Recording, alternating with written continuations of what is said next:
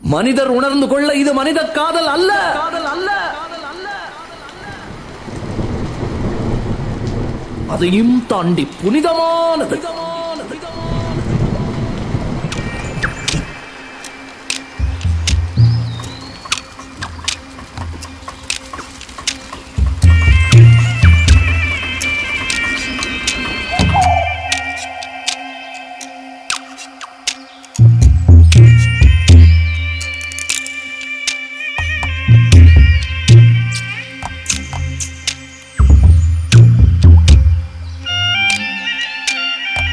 Hi friends, welcome to உள்ளூர் பயணம். So இன்றைக்கி நம்ம என்ன பார்க்க போகிறோம்னா ஒரு அட்வென்ச்சர் ட்ரிப் தான் பார்க்க போகிறோம். அதுவும் தேக்கடிக்கு போகிற வழியில் இருக்கக்கூடிய அருமையான ஸ்பாட்ஸ் எல்லாமே தான் இந்த வீடியோவில் வந்து கவர் பண்ணியிருக்க போகிறோம்.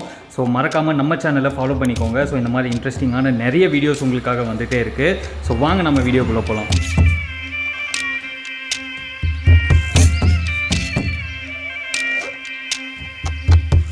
கடல், அருவி, ரயில், குழந்தையின் சிரிப்பு.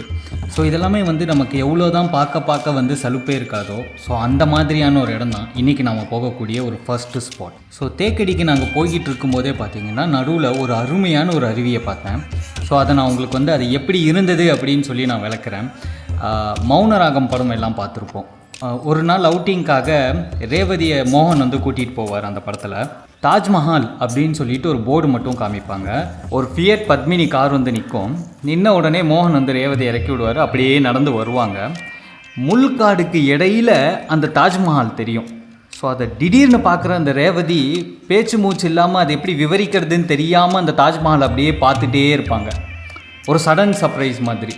ஸோ அதை பார்த்து பூரிச்சு போய் கீழே யமுனா நதியில் வந்து அதோட ரிஃப்ளெக்ஷன் விழும் அந்த தாஜ்மஹாலோடது.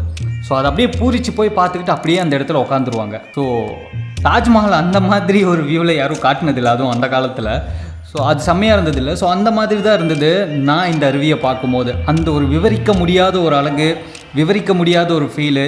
என்னடா திடீர்னு ஹில் ஸ்டேஷனில் போகும்போது இந்த மாதிரி அழகு, இவ்வளோ அழகு இருக்கக்கூடிய ஒரு அருவி அப்படின்னு சொல்லி நான் பார்த்த ஒரு இடம்னா அது இந்த அருவி தான்.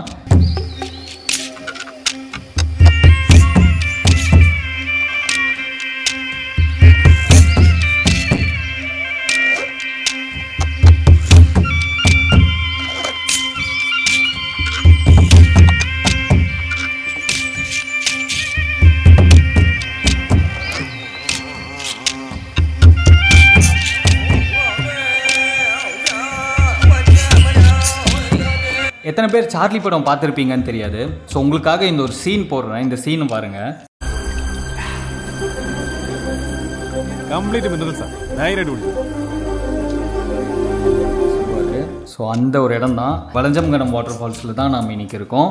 தண்ணி வந்து கம்மியாக இருக்கும் போது பார்த்திங்கன்னா நம்ம கீழே இறங்கி போய் பார்க்கலாம். ஸோ அந்த வியூக்கு வந்து விடுவாங்க. ஸோ தண்ணி அதிகமாக இருக்கும் போது பார்த்திங்கன்னா நம்மளை வந்து கீழே அலோவ் பண்ண மாட்டாங்க. இல்லை மோஸ்ட்லி இந்த ரூட்டில் போகக்கூடிய எல்லா வாகனங்களும் களைப்பாற ஒரு இடம் வேணும், ரெஸ்ட் எடுக்க ஒரு இடம் வேணும்னா ஸோ இந்த ஸ்பாட்டை வந்து எல்லா டூரிஸ்ட் பிளேஸும் சரி, இல்லை இந்த பக்கம் போகிற எல்லா வண்டியும் சரி, இந்த ஸ்பாட்டில் வந்து நிற்காமல் வண்டி போனதே கிடையாது. ஸோ அந்த அருவிக்கு பக்கத்துலேயே நிறைய டீ கடை ஸ்பாட் வந்து ஒரு 100% ரெஸ்டிங் ஸ்பாட்டாக வந்து யூஸ் பண்ணுறாங்க. இந்த இடத்துக்கு எப்படியெல்லாம் வரலாம்னு சொல்லி பார்க்கலாம். பஸ் அப்படின்னு சொல்லி பார்த்துக்கிட்டிங்கன்னா டைமிங்குக்கு தேனி, குமிளி, தேக்கடிக்குன்னு இருக்குது. 2 பஸ்ஸை நம்ம மாறி மாறி வர மாதிரி இருக்கும். இதுவே கேப் இல்லைனா ஓன் வெஹிக்கிள் வந்தீங்கன்னா ரொம்பவே பெஸ்ட்டாக இருக்கும்.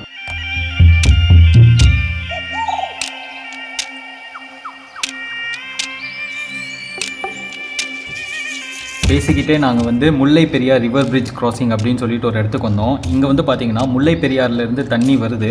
அது வந்து எங்கே போய் சேருதுன்னு பார்த்திங்கன்னா இடுக்கி டேமுக்கு போய் தண்ணி சேருது. ஸோ அந்த மாதிரியான ஒரு ஸ்பாட்டு தான் இது. அது மட்டும் இல்லாமல் இந்த பிரிட்ஜ் இருக்குது இல்லைங்களா, இந்த பிரிட்ஜ் வந்துட்டு எஸ்பி பாலசுப்ரமணியம் சார் வந்துட்டு ஃபர்ஸ்ட் டைம் பாடின பாட்டு வந்து இந்த பிரிட்ஜில் தான் வந்து ஃபிலிம் பண்ணாங்க. இந்த கிளிப்பு பார்த்திங்கன்னா உங்களுக்கே தெரியும்.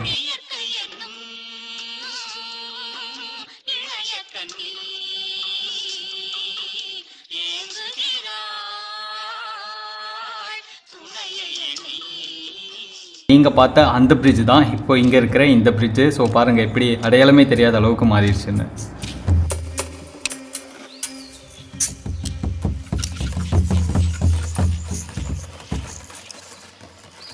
அடுத்து இந்த பிரிட்ஜை பார்த்த உடனே நாங்கள் சத்திரம் நோக்கி கிளம்ப ஆரம்பிச்சிட்டோம். சத்திரம் அப்படிங்கிறது வேறு ஒன்றும் இல்லை, மலையாளத்தில் வந்து ஓய்வு எடுக்கக்கூடிய இடம் அப்படின்னு சொல்லி அர்த்தம். ஆனால் நாங்கள் போகிற சத்திரம் வந்து பார்த்திங்கன்னா உங்களால் அங்கே ஓய்வே எடுக்க முடியாது. ஏன், உங்கள் கண் இமை கூட மூட முடியாது. ஏன்னா அந்தளவுக்கு சீனரி பிளேஸ் பயங்கரமாக இருக்க போது.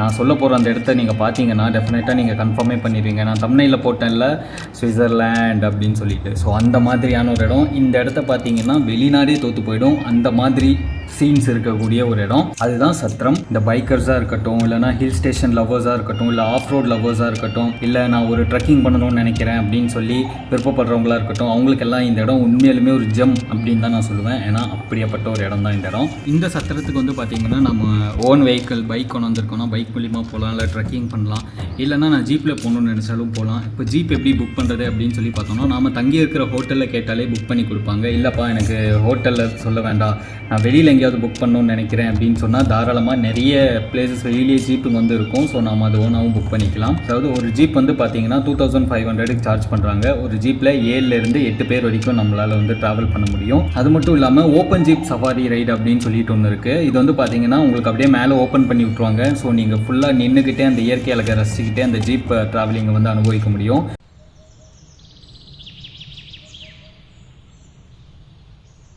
மனிதர் உணர்ந்து கொள்ள இது மனித காதல் அல்ல, காதல் அல்ல.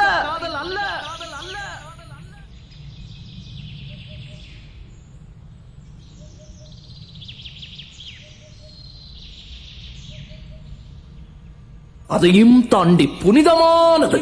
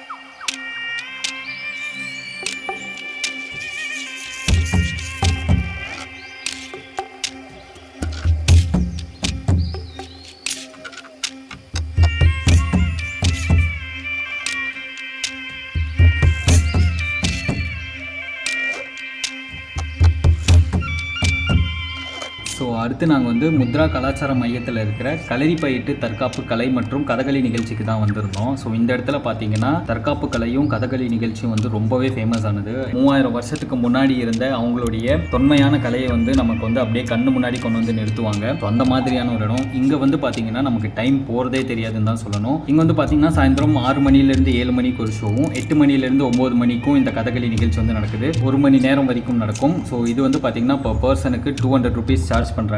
இதில் இன்னும் ஒரு பெனிஃபிட் அப்படின்னு சொன்னீங்கன்னா நீங்கள் ஃபோட்டோ வீடியோலாம் தாராளமாக எடுத்துக்க முடியும். ஒரு 2 பேர் 3 பேர் வந்து நம்மளும் வந்து பார்ட்டிசிபேட் பண்ணலாம். ஸோ அதுக்காக எந்த சார்ஜஸும் கிடையாது.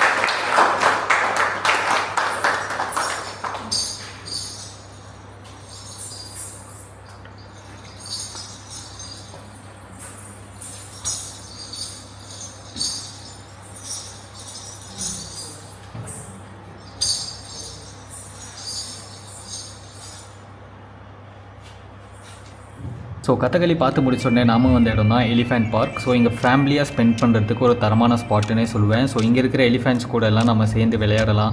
ஸோ அது குளிக்கிறத பார்க்கலாம், எலிஃபென்ட்டுக்கு வந்து நம்ம ஃபீட் பண்ணலாம். ஸோ இந்த மாதிரி நிறைய ஆக்டிவிட்டீஸ் வந்து இங்கே அவைலபிளாக இருக்குது. அடல்ட்டுக்குன்னு பார்த்தீங்கன்னா 500 ருபீஸ் சார்ஜ் பண்ணுறாங்க.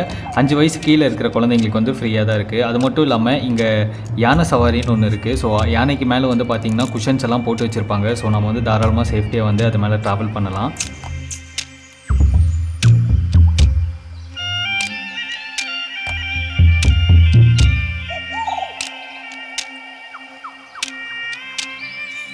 ஸோ இன்றைக்கி நம்ம வீடியோஸில் பார்த்த எல்லாமே ஜஸ்ட் ஒரு பிஞ்ச் தான் அப்படின்னு நான் சொல்லுவேன். ஏன்னா இன்னும் நிறைய அட்வென்ச்சர்ஸ், பயங்கரமான இடம்லாம் உங்களுக்காக காத்துட்ருக்கு. ஸோ மறக்காமல் நம்ம பேஜை ஃபாலோ பண்ணிக்கோங்க.